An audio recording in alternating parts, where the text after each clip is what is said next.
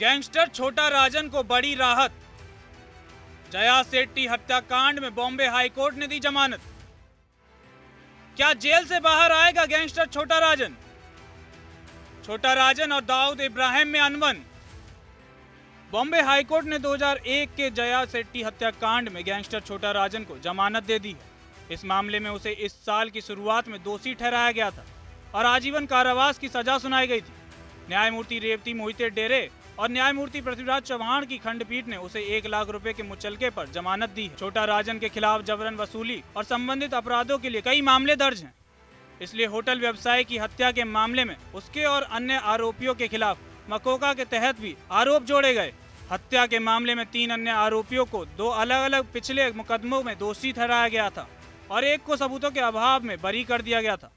राजन पहले से ही 2011 में पत्रकार जेडे की हत्या के मामले में आजीवन कारावास की सजा काट रहा है और वर्तमान में दिल्ली की तिहाड़ जेल में बंद है।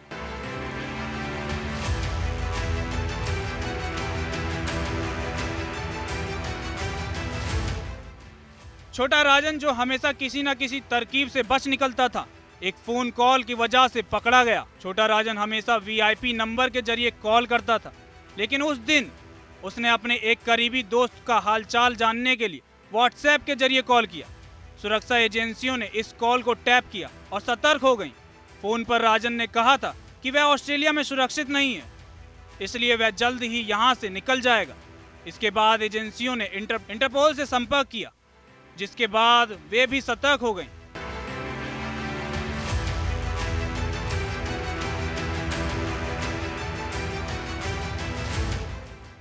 पच्चीस अक्टूबर 2015 को ऑस्ट्रेलियाई फेडरल पुलिस को पता चला कि एक भारतीय व्यक्ति बाली जा रहा है।